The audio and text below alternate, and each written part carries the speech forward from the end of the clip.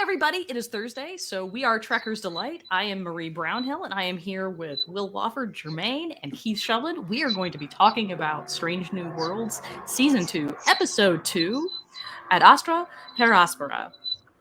And y'all, buckle in, because we're going to have citations and shit for this one.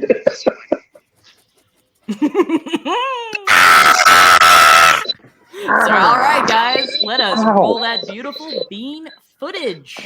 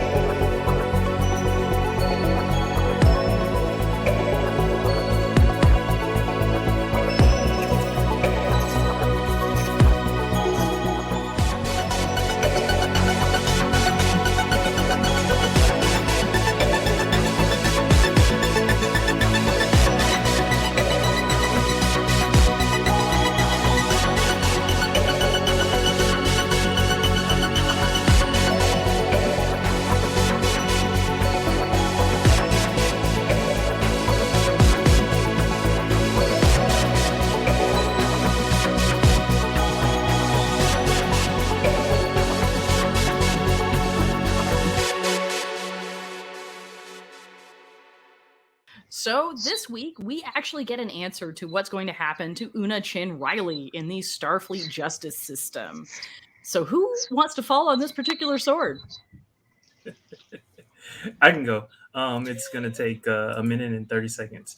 So in today's episode, Una is on trial. Captain Pike went to the Volterra Nebula to find representation for Una and convinces Neera to help number one.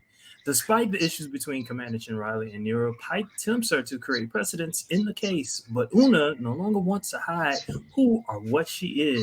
La'an thinks her personal log is what has brought her charges on.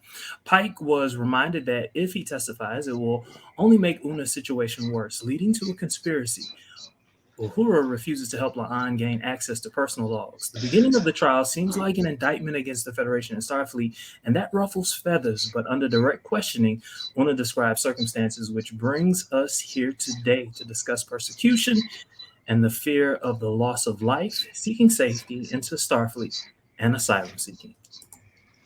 I also think there's a fair amount of underpinning issue about how we run herd on our legal system and on our bureaucratic institutions, because there's a big question, right, in this episode about what do you do when the law is unjust? And there are some answers to that. Call Olivia Pope, apparently. Okay.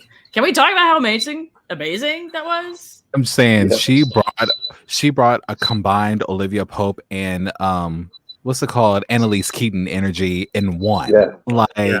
She is that for Star Trek. It's her. Also, I really loved there's a tremendous moment where Una Chin Riley is looking at this person and she's talking about, how she's suffering persecution, suffering from prejudice because she's Illyrian. And also, her attorney, Neera Catul, is also Illyrian.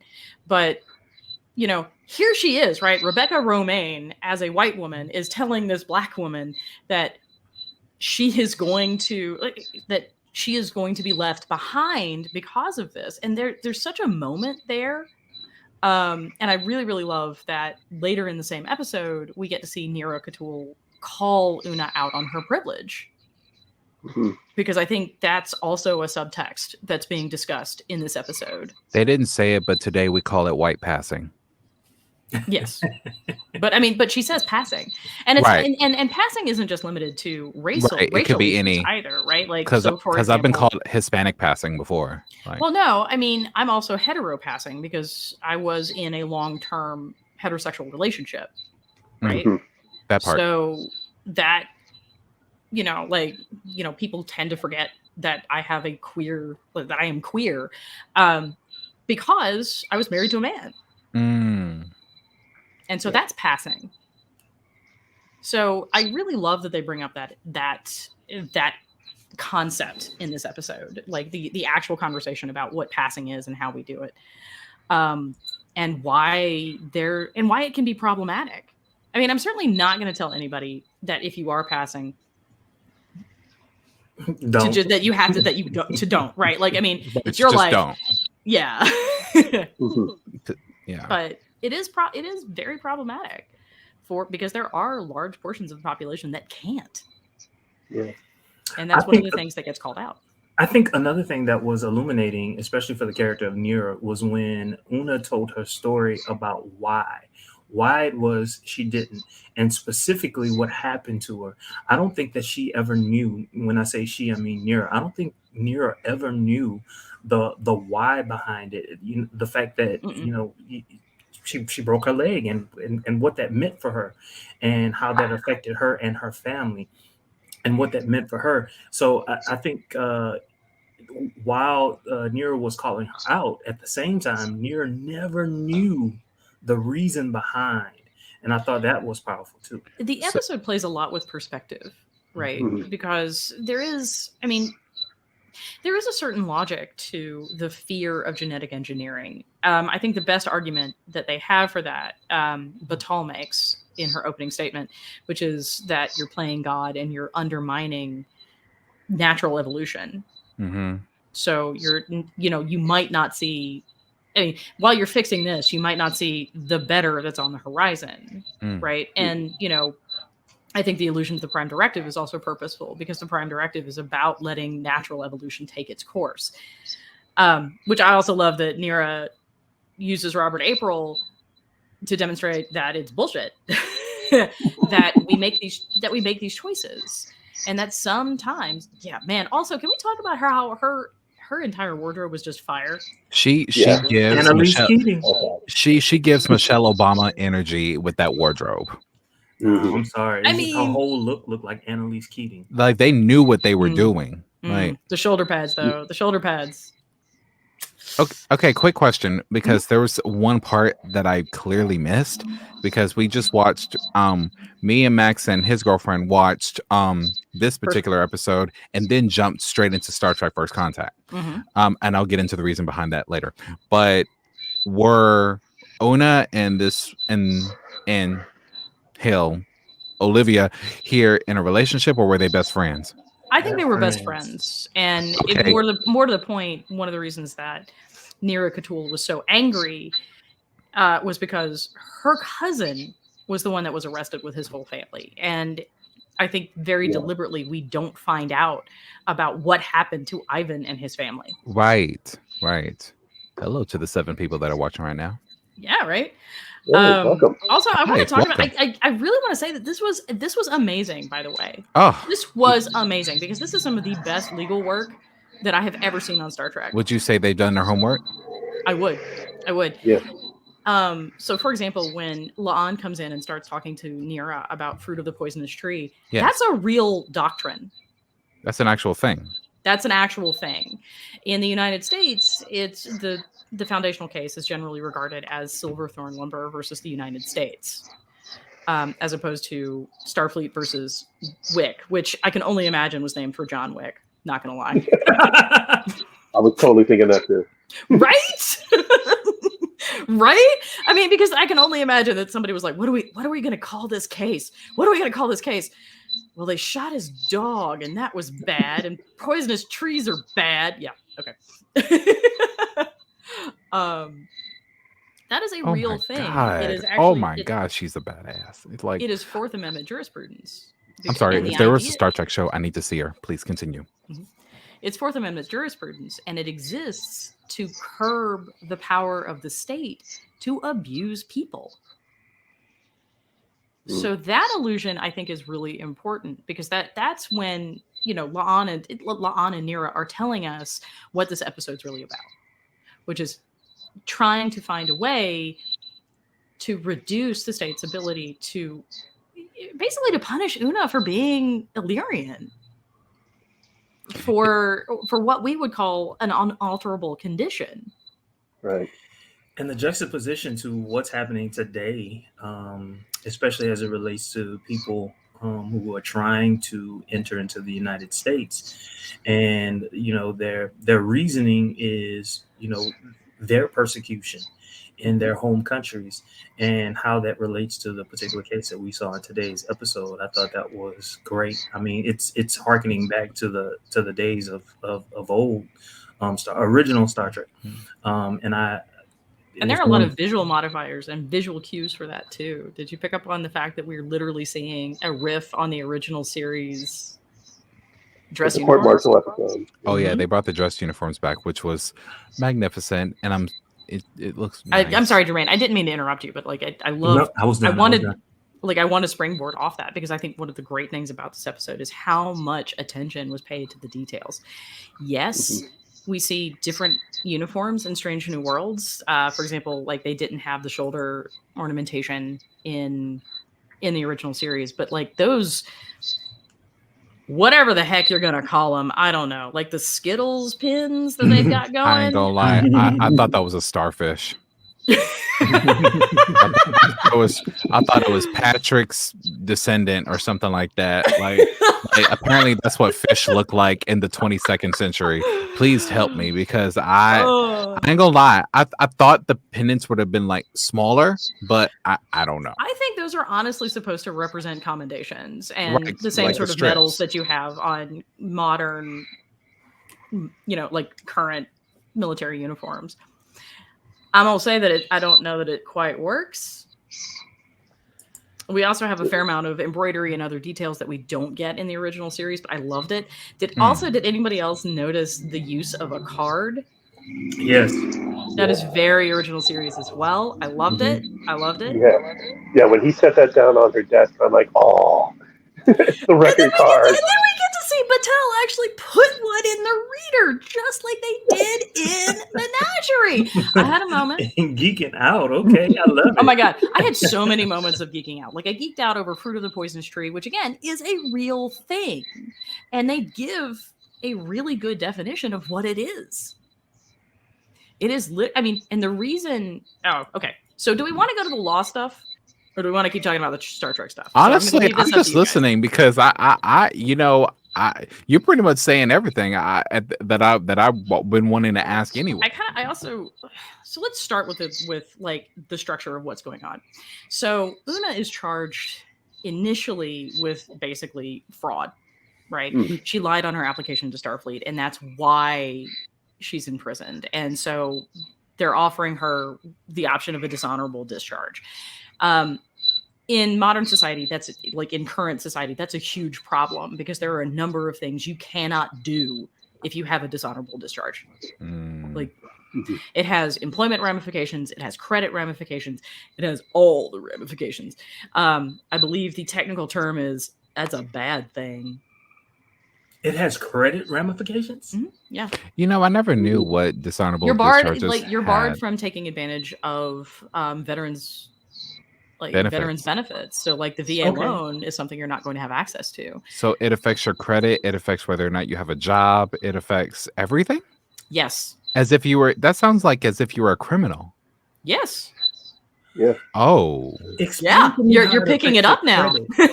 Yeah. No. A dishonorable discharge it's not a criminal conviction, but it gets treated very similarly to being a felon. I think Jermaine was asking, how does it affect your credit?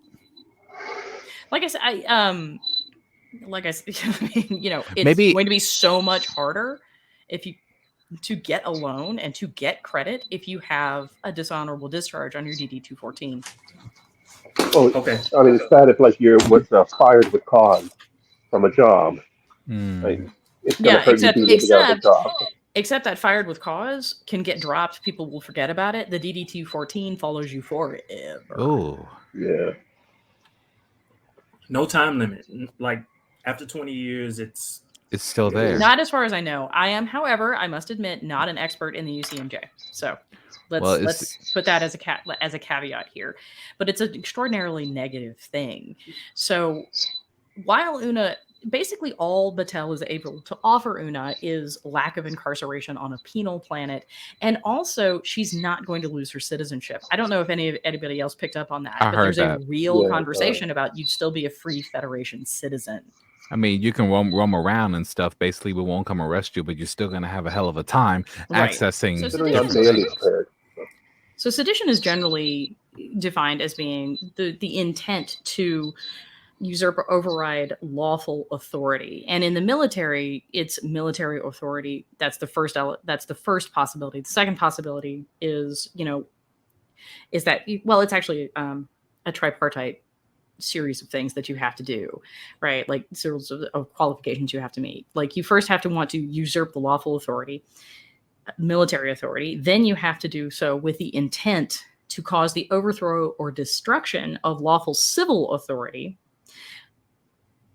Or 3, you fail to do your utmost to prevent and suppress a mutiny or sedition being committed. That's where Pike comes in. So Pike, assuming we can actually convict Una of sedition, and I'm not convinced that you can, because I feel like that's a real reach, given that Una's not actually interested in overthrowing Starfleet or the Federation. If we're going to charge Pike with sedition, Pike would come in under category 3, which is failing to stop sedition. So if Una is if Una is guilty of sedition, then Pike is also guilty of sedition because he knew about it and didn't stop it.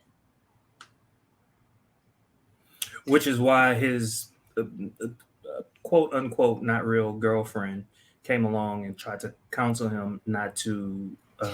Yes, Batel is trying. I really love Batel as a character, okay, because she's doing she really is doing everything she possibly can to ensure that justice is done. And so that's the lie. And the uphill battle with this case is that we know she did. She's admitted it effectively when she reported it. Like her very existence as an Illyrian in a Starfleet uniform is basically proof of that fraud. So Neera on the contrary, has a much more difficult battle, and she has 2 different strategies. The first strategy is the reason they're using the term indictment, or to indict the Federation, is to make that formal accusation of Starfleet and the Federation for failing to be moral, for failing to uphold their stated moral, values and principles and morals. So those are the charges, and that's how that all works. Then we proceed to the actual trial itself. We have our opening statements. We have Batel, who gives a short one, but a pretty solid one.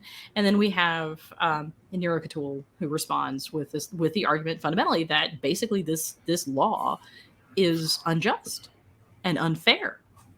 That this is a quality that Una Chin Riley has no control over and can therefore not change. And so barring her, and it's not even a quality that makes her unfit to serve. She's served spotlessly for 25 years.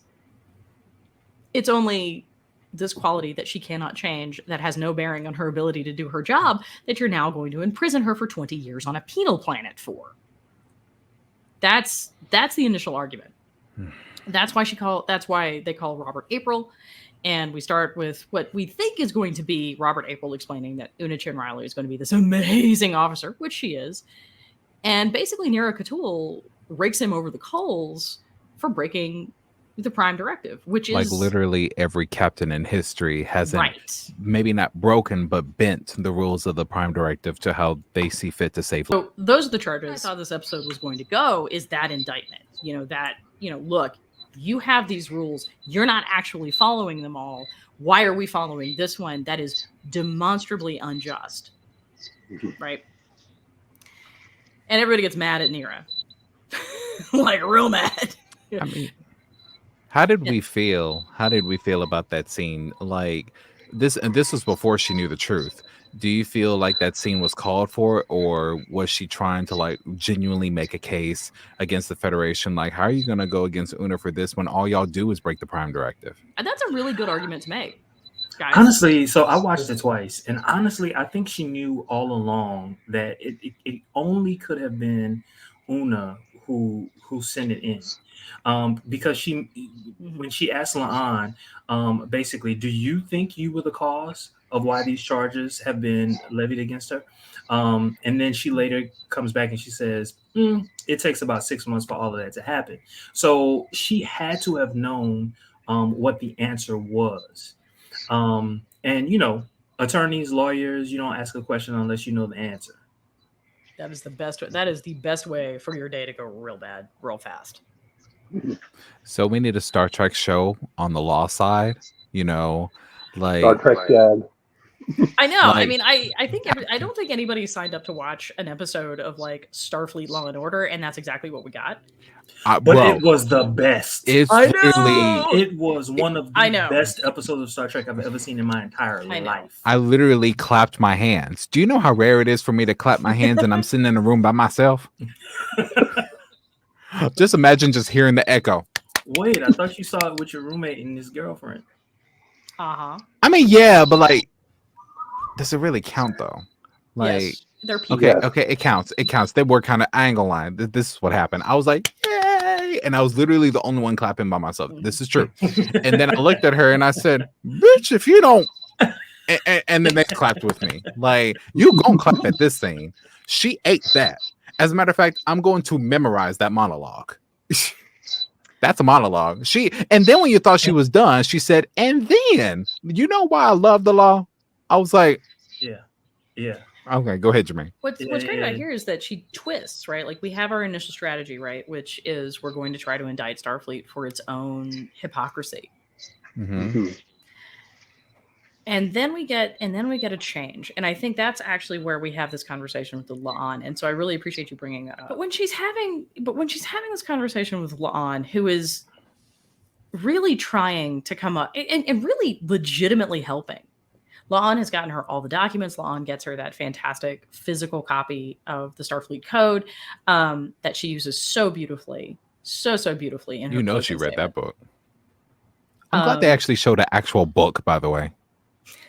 Yeah, there's no way that wasn't like that wasn't just like a prop. That was 100% a prop. And that would have been a prop even if we were not actually talking about a TV show. Because we do that shit all the time. I'm going to need a copy of that. You and everyone else. Seriously, it's beautiful. Oh my God, that dress. Oh my God. Right? Everything. Oh, yeah. She ate that. Can we talk about her monologues? Like she was just absolutely just, you were captivated. You were like, you were hanging on by every word that she said. I think I rewinded it like 3 times. The writing in this is just fantastic. And just the fact that they had her, like, okay, so let's be real, let's be honest. How often do we have an episode where all the cast members are present, but a guest star has most of the lines in Star Trek? That's very rare. I haven't seen that in the Voyager episode or TNG. Or well, I did see it. Well, somewhat. He was the prosecutor of the Worf episode in Deep Space Nine. Mm. Oh yeah. He kind of had a few words, but he was. And also like, the Cardassian Tribunal. Oh. Yeah. In Tribunal from Deep Space Nine. Yeah, one of the Make O'Brien Suffer episodes. Yes. Oh, yes. God. When does he not suffer? I mean, it was almost masturbatory. I'm not gonna lie.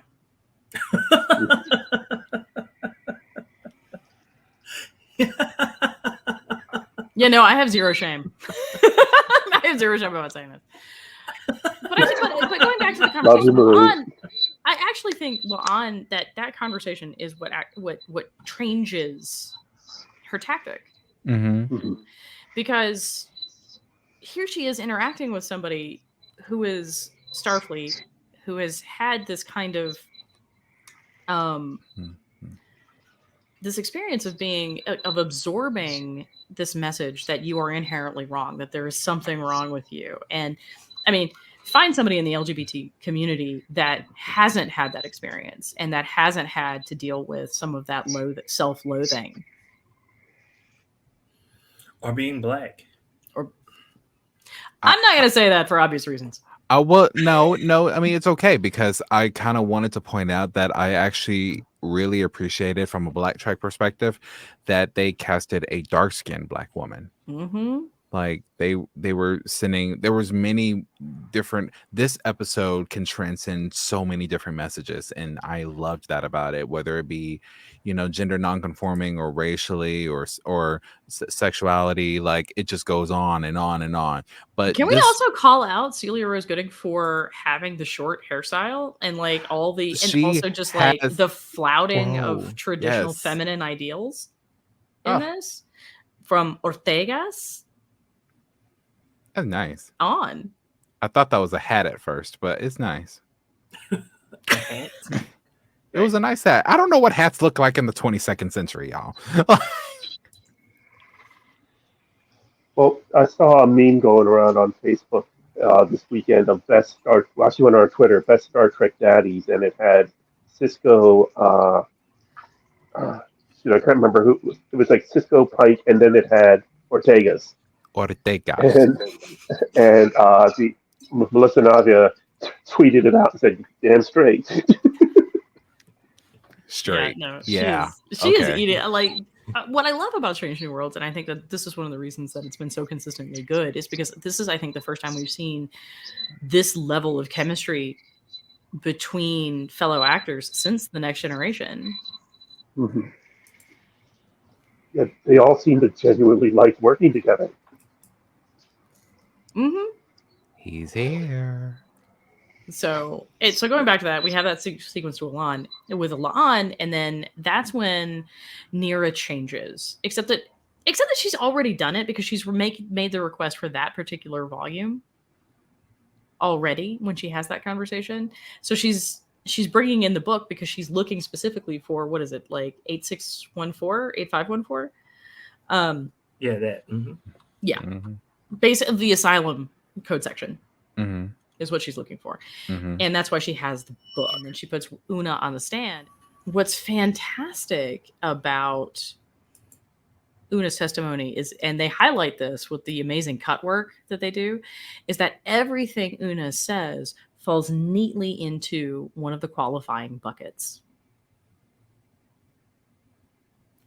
She uses the term persecution, and there's no evidence to the contrary, which means the tribunal cannot consider evidence to the contrary, by the way. She talks about being safe if everyone knows she's Illyrian. She talks about, and then she admits to having outed herself because she's done with this nonsense. She's done with pretending to be something she isn't. And y'all, I mean, I think that's a very relatable idea. Need to live authentically. That's why it's like this. That's why I said earlier, the storyline transcends so many. Transmits and transcends so many different messages, like being outed or being passing, or there are many different forms of passing. And the fact that, I ain't gonna lie, I think this is probably the second time I heard the word color in a statement in Star Trek. The first time it was Benjamin Sisko. He said people of color, black folk, the whole hologram episode. But so me hearing her say that touched me, and I'm like, not y'all smart enough to release this on the week of Juneteenth. Y'all did y'all homework. Like, yeah. The only thing that bugged me were the objections. Objections relevance is on point. Wait, can I say something? Are you objecting? Objection. Relevance. Yeah. All right. Oh my God. Well, as our arbiter, who is actually in the center this evening, I actually usually the center of attention.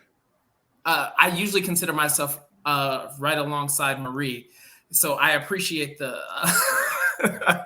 I appreciate it. Jermaine, I have not seen the last 8.5 minutes of this episode.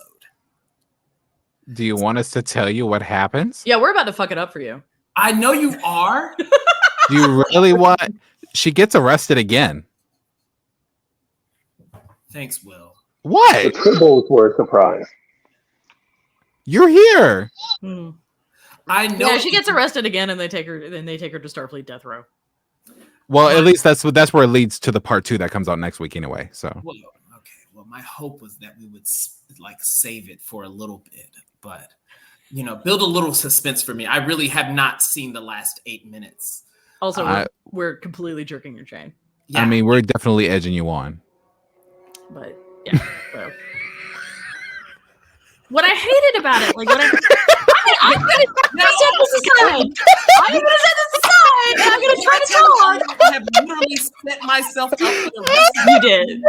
Because you all are literally gonna be able to be like, oh, in the last 8 minutes, all of a sudden, Una literally has like, she literally designs a starship in the middle of the goddamn courtroom and flies out. And I'm going to be like, okay, well, shit, you ended it. You ruined it for me. So literally, I'm going to have to believe everything you said because I have not seen the last 8.5 minutes. Yeah, when Luke Skywalker showed up, it really changed everything.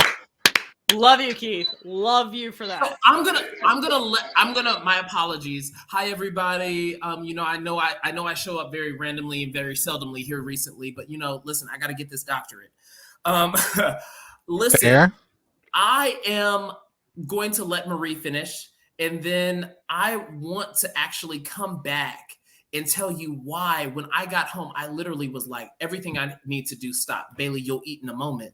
I had to go and put on my uniform and scream. It's like 10 o'clock. Feed your dog. Oh, she's eating. So you're a good dad. I think you're like somewhere in between like daddy and twink. Like you're like somewhere in the middle. Like let's get back to Marie's summary of the episode. I think it's called a twunk. This isn't even as like a summary. Like I was just gonna rant a little bit about the objections and how like we never actually got rulings on them, and that was really frustrating because I'm like, yeah, no, like a number of times Battelle is like relevance. Well, that's the question I wanted to ask you about the objections, Marie. Well, like were the objections like purely out of frustration because it just wasn't going her way? No, actually, and I gotta say, like again, this is some of the best legal work I've seen in a Star Trek episode, and because the objections Battelle actually raises are legitimate, right? Because there's a question about like how is Una's childhood relevant, right? How do you make that relevant? And so you then have to make an argument to the judge explaining here's the relevance, and Neera does that. So that's a good sort of back and forth example of what it should look like. Mm-hmm. There's a moment when Pasok basically taps his minion Battelle, fix this or whatever. Like, and she basically jumps up and objects. That was also a pretty legitimate objection. There are a number of times where like Neera just keeps talking over objections. Lawyers do that, but it's a really bad idea because the judges tend not to like it. Which objection do you believe was a legitimate objection? Honest to God, Neera's objection about relevance with respect to Captain Pike. Pasok's line of questioning was completely irrelevant to what was going on with Una Chin Riley and the issues at bar in this particular trial. But what he's trying to do here is he's actually trying to build a case against Pike in somebody else's trial. So meaning we're probably going to see him again in a later episode. I really hope not. Because she reminds me of. I really hope not, because that's one of those things that's just kind of like nonsense. So also, you don't tend to ask opposing counsel to read shit to the court. Like that's like you're gonna read that shit to the court, and if you want to, like you'll read it out of your book, and then you'll. Neera does at the end. Neera actually and you miss this in this because it really is an amazing moment. It really is an amazing moment. It's literally Olivia Pope and Elise Keating with the style of Michelle Obama. I mean, I might have teared up. Now the whole solution that's presented isn't necessarily one that I think works, legally speaking. You're talking about the final solution in the last 8 minutes? That I'm really uncomfortable using any terms involving final solution. Yeah, stay away from that. Okay, well, to avoid spoilers, like, are we talking about like the final, the ultimate conclusion? The ultimate conclusion. The solution. Right. The solution Neera presents the tribunal, right? Where it's more like a Band-Aid to a much bigger problem, right? It's actually a good solution because it offers the opportunity for Starfleet to save face, if I can use an Asian metaphor here, and maintain these laws that they can't do anything about, while also allowing for positive outcomes for Una Chin Riley. But I mean, if her admission was if her admission of like him knowing was added to the record, he could then actually base another trial off of That's her. what I said. That's what I said Yes, earlier. that which is the what you whole said. thing. Yeah. And so, like, All right, Jermaine's shaking his head at me. It's Will in the comments. Oh, that's fair, but I have a question. Okay. The ruling from the judges, the tribunal. Yep. Did that create any sort of precedent? I knew this question was going to come up. I knew. So, all right. Maybe for Illyrians. No. Oh. The short answer is no. All right. So if we're talking about like obviously with the caveats that we're talking about precedent in a fictional legal system for a fictional governmental body, blah blah blah. Like, right. Starfleet is real. We're just early. There's a difference between something. There's something called dicta, which is commentary by the judge, and then there in the decision, and then there's the holding. Dicta is generally not binding and doesn't have precedential weight. You can use it as persuasive authority in that, like this court at this particular time thought about this. What are you mocking me for? What did I do? It sounds very addicting. Oh my god. Let's not focus on let's think Latin. Think Latin, people. Think Latin. So right. I mean basically legal terminology is pig I like sausage. So yeah, we're just gonna keep working on not responding to that. So yeah, so dicta isn't, and so like the whole conversation about how nuanced it was and how at one point maybe we'll get over this nonsense, blah blah blah. All that's dicta. That's followed by the holding, which is usually signified when the judge says, or in the decision says something like, "And we are going to rule on the following issues. We can only decide based on these characteristics or blah blah blah," which is what she follows with, and that's going to be the holding, which is they grant Neera Cthulhu's request.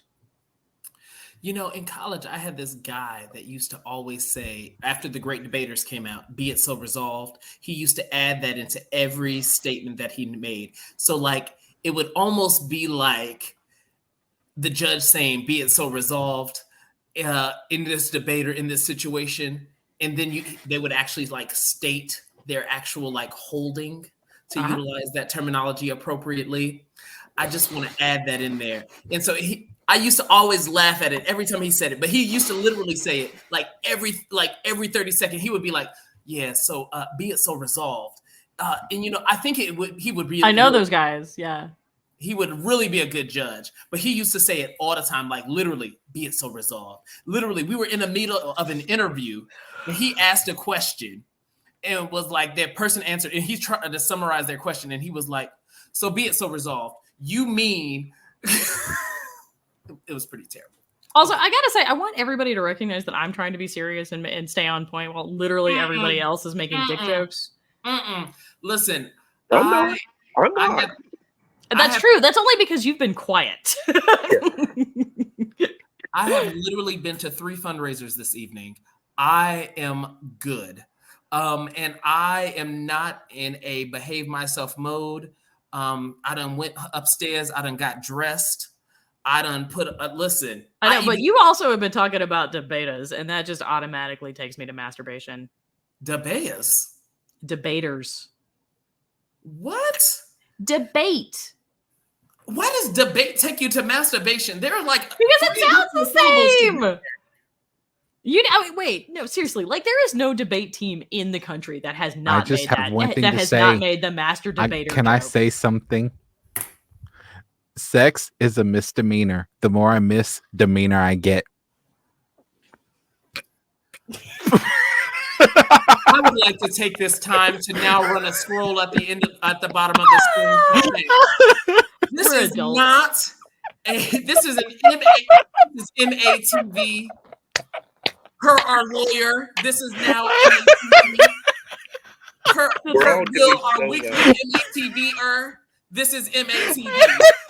Like, I don't even know what to say. I don't even know what to say. My name is okay. My name is Michael. I'm just here trying to raise the class of the event. Every now and again, I may dabble in the shadows, but for the most part, I behave myself. I'm a little concerned when you turn the lights dabbling off in the shadows. Yeah. Okay. But can we go back and talk about Neera's dresses though?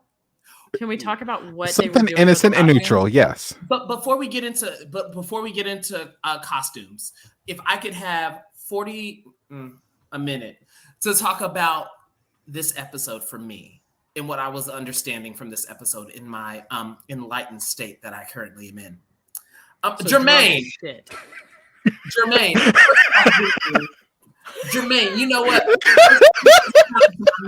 Jermaine, first off, come back to the light, Jermaine. Come back to the light. No, stay in the shadows. Stay in the shadows. Stay in the gutter with us. It's amazing.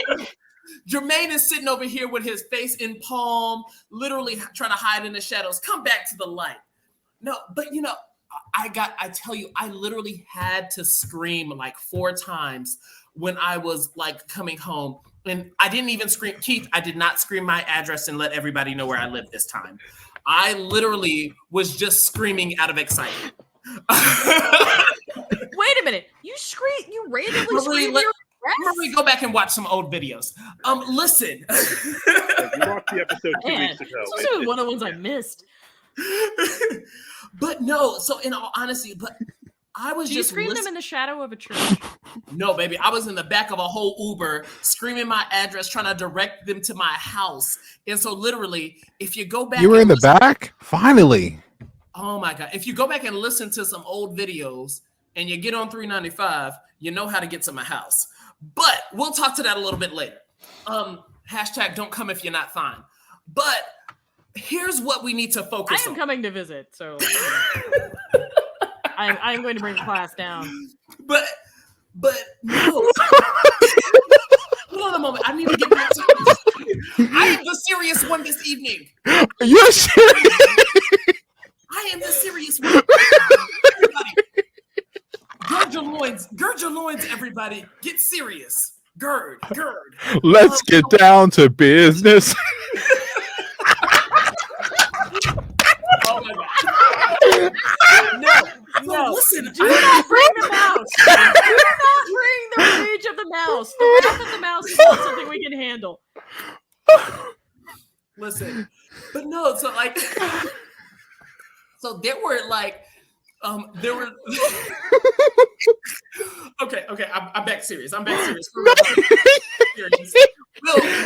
off the screen. Will, get the audience. Go to the room. Go to the shadows, Will. But no, so there were 3 moments where I just really saw myself this evening. Oh, really? And I just had to like scream internally. Oh, I thought you were going to scream out loud. Okay. I screamed internally and out loud, but let's not just talk about that. We'll say that a little bit later. So the first time, you know, I love Discovery. And I'm going to reel it back. And we were able to see a very dynamic female character. A very dynamic Black female character. Yeah, I was about to say, can we narrow it down? Because we have a lot of those. Yeah. Which is great about Discovery. But in this episode, what I saw was an unabating, strong Black female character who was just like, you know what? Get the fuck out of my way, Federation. Get the fuck out of my way, everything. And it was just amazing to see a Black woman who #celebrate Black women. We saw in this way, like unabated. And I was just like screaming internally because I'm like, you know, I came out of one of you. And I'm like, you my girl, I get it. And I thought you were gay. But I still came out of a woman. That is how it works. Unless, you mean literally? Unless, of course, you come out of a uterus possessing person. Right. I'm sorry. Well, let me frame that. I came out of someone who identifies as a woman. Okay. I did. And so it was just like a really strong and empowering moment right there to be like, I see Black women represented the way that I celebrate Black women. And that was the first time I think I've really seen that in Star Trek. Like we see Don't get me wrong. We see Commander Burnham take command. We see her in a strong female role, but that is not the role that she is in consistently. And up until the last 8.5 minutes of this episode, all we saw was a strong Black woman. And I celebrate that through and motherfucking through. Second, I screamed for Black people who are excelling in their roles and in their spaces. When Pike actually went and saw, oh my God, I'm forgetting her name. Neera Catul. Erica Toole in her office. You know, what happened? What did I say something? I said something wrong. It's Neera. Erica Toole? What did I say?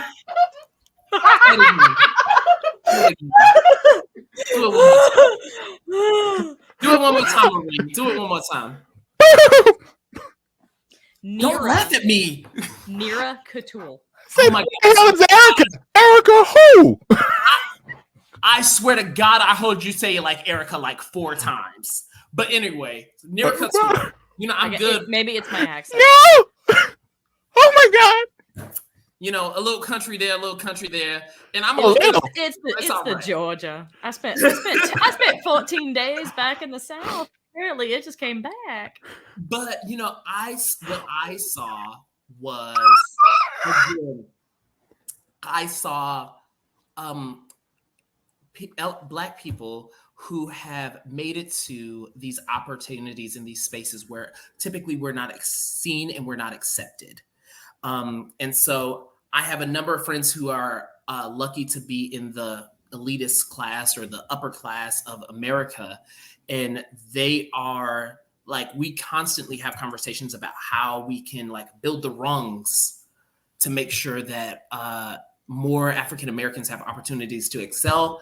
And I saw that. And it felt like in all of her cases, in all of those 10 cases that Neera Catul has taken, she was trying to do that. And I was like, I screamed inside because I was like, oh my God, that is something that I have tried to do in every space that I am in, is build those rungs and make sure that no matter what you see, no matter what the background is, you see this person, you see their experience and where they came from. And it was like joyful for me to see that. And the last thing was, as a member of the LGBTQ community, I saw and I felt the pressure of today in this episode. And I felt that trans people were on trial. I felt that LGBTQ people were on trial. I felt that differences were on trial. And I felt that our progress as a country was on trial. And I screamed like 3 times coming home. And when I got home, Jermaine, put your tongue back in your mouth. I wasn't screaming at you. I was screaming at other things. I was screaming at the fact that Star Trek was so live and was so vivid in their depiction of today. And at a moment when I know this was shot, like, let's say, I mean, I think trying to attack, a certain flavor of liberalism, right? Which is, that prides itself on being one thing, but doesn't recognize its own internal hypocrisy. Catch that. Is what they were going for. And that's a fair criticism, actually. Yeah. But what I love is that we don't end, and I hate to spoil this for you, but we don't end on a throw the baby out with a bathwater situation. It's also while yes, we do have these problems in our institutions, we're still trying and we're still moving forward and we're coming up with better ways to do it. And I cannot imagine a better Trek message than that. Well, I've seen the original Star Trek. I know Una's still there. Like, I mean, we all know she's still there, but it's like the complexity of the plot twist that really makes it interesting, because we know she's going to make it. We know she's going to continue to serve Hill. We saw it in the promo trailers, right? But I really love that, right? and I really, really love that. Not only do we have a moment where we get this wonderful wonderful moment where like the black woman calls out, you know, the white woman for her privilege. And we have all of these other situations where we have various types of privileges called out. But at the end of the day, there's a recognition that we've got to pull together and figure out how the fuck we move forward. Yeah. And we can't do that without each other. Hello? And I they would hand also and they say, hand go ahead. I would have loved for the plot twist to be that Pike was an Illyrian. I know he's not, but I would have loved for the plot twist to be that Pike was an Illyrian. I don't know, y'all. I feel like that hair is a genetic modification. Either that or some other lower life form that has taken Y'all, I'm gonna be good because I almost said something. But I actually do want to talk about the visual cues in this episode. I know we touched on it earlier. And the costumes. I cut you off on costumes earlier. We touched on it earlier. You have to come earlier because we've talked about all these things twice. First because off, of you. Jermaine, you know what? And that was after we listened to you for about 5 minutes talking about you screamed 3 times in the back of your car. First off, I don't drive. But I was in a back of a # intrigue. Not intrigued with the lights on. And the mirror on the ceiling. Yes, we know. No, Marie, you used to be my friend. What happened? I mean, you opened the door, my friend. You did. What happened? And also, we would not be real friends if I didn't mock you a little bit. Just a little bit. But I do want to talk about, like, so we did talk about the visual callbacks to the original series, but what I love about Neera Catul's dresses and her issues is there's always something slightly different, right? There's always something that's a little asymmetrical or a little out of the norm, like the blue dress with the fantastic kind of the bit that stands up, right? Or the different colored sleeves.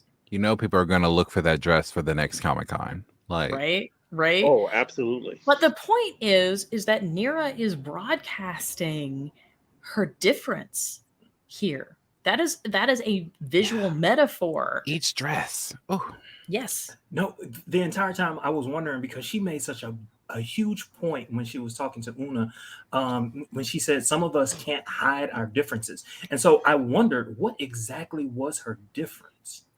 I think it was literally just her ability to live in that nebula. But I think what she's saying, unlike Una, she never repudiated what she was.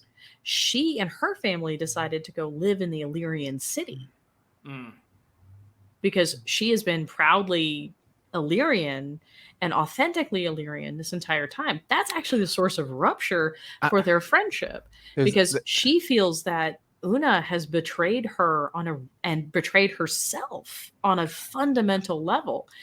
And that's why it's such a great moment that during Una's testimony, she comes to understand a little bit of what Una's seeing.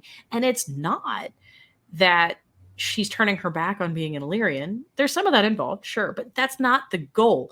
The goal is to embrace the infinite diversity. I do have a question about the Illyrian origin story, and it's actually a legitimate question.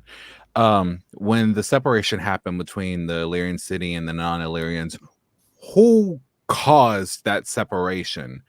Was the colonial government? So the Illyrians don't have a homeworld, so to speak.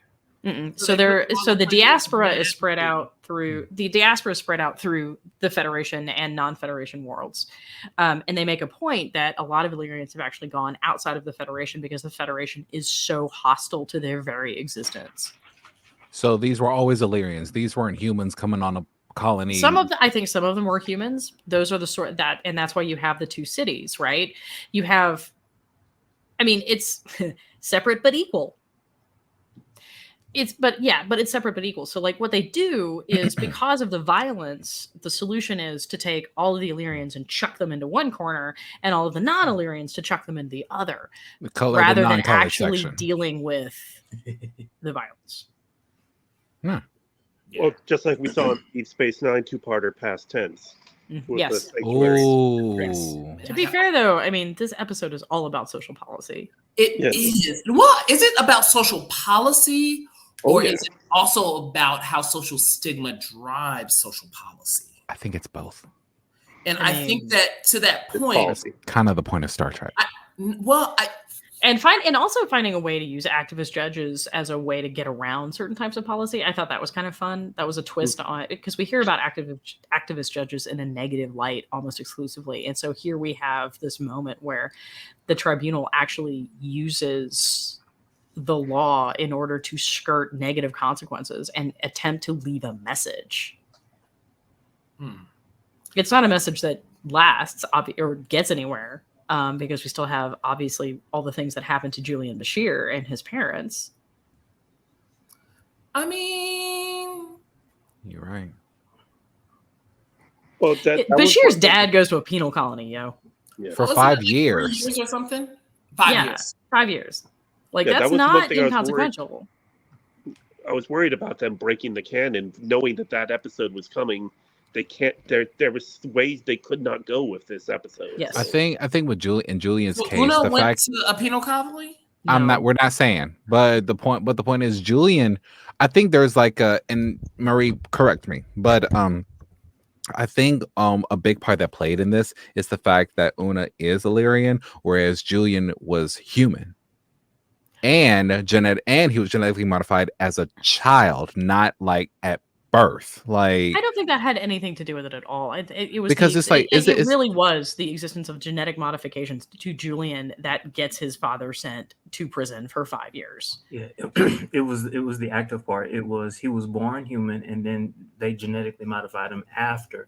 Whereas with Una, it was a situation where they knew that the citizens of that particular planet, some of them had already, gone through genetic modification, and so They called culturally it a this was custom. something. Yeah, exactly. Culturally, this was something that people had already done, so it was kind of. It was a little weird, right? Because it's one of those basically what happens is the practices, went underground, right? Because she makes a point that the colony was granted Provisional Federation membership a year before she was born, thereby, with the caveat that the Illyrian population would give up genetic modification, right? So her parents are technically doing something illegal. And what really interested me about this is there are a number of cultural practices that are outlawed for very good reasons. Sacrificing of people. Female genital mutilation. slavery. Right? And so there's a whole conversation that we're having with Una about the genetic modification is her cultural heritage, they're her ritual, they're her people's rituals, that kind of thing. And it kind of intrigued me because those are also arguments that you could use in support of some pretty awful shit. From, like I said, female genital mutilation, caste systems,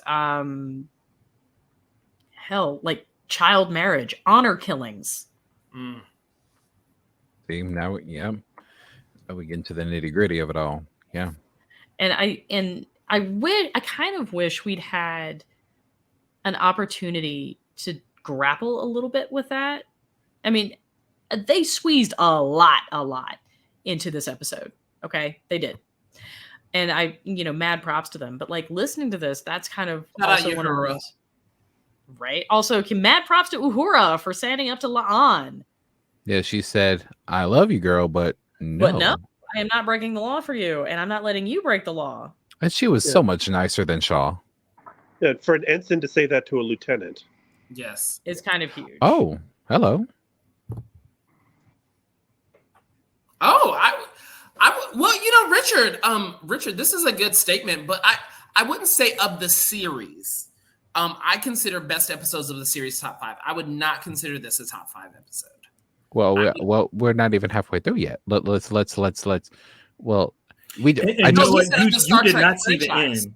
You also didn't see the end. Like part of the magic. I'm finna say you didn't. Yeah, I'm legit. I teared up, and I think he's right. I think this is definitely one of the better one of the really good episodes we're going to come back to, like Measure of a Man. She wasn't trying to look for asylum. That was just the argument that was made. Maybe she was trying to make a point because she was tired of hiding.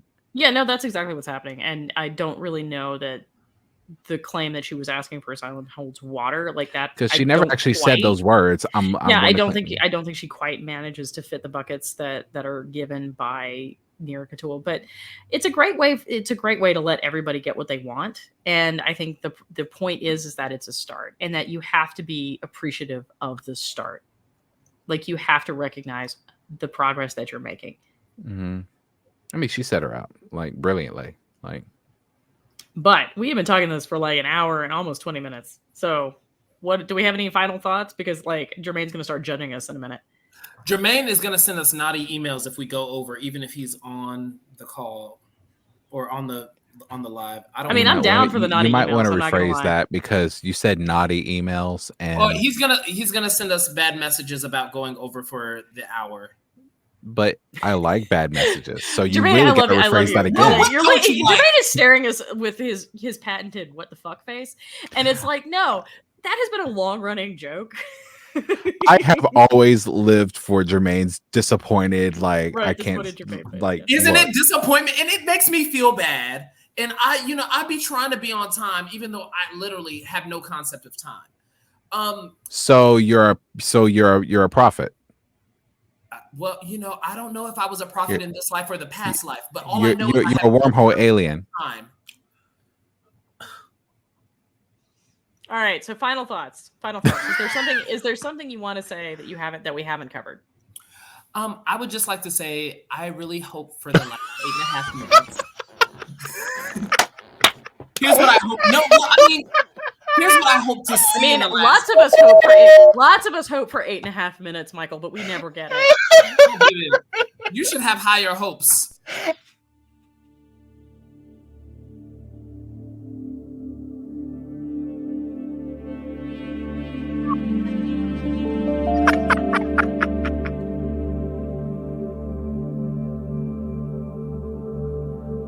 Yeah, absolutely. Yeah, I'm not gonna ever say it on the internet. Yeah, never. Yeah. I'm sorry. Wait. There was a shadow of a church. Okay. What? William has questionable ideas about what he puts. William has questionable ideas about what he puts on the internet. Oh, I remember that episode. Uh-huh. I remember that episode. Yeah.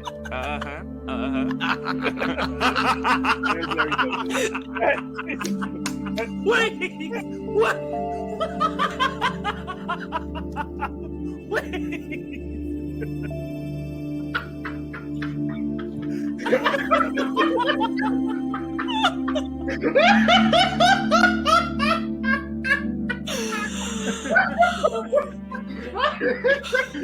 We put on an audio version of this podcast.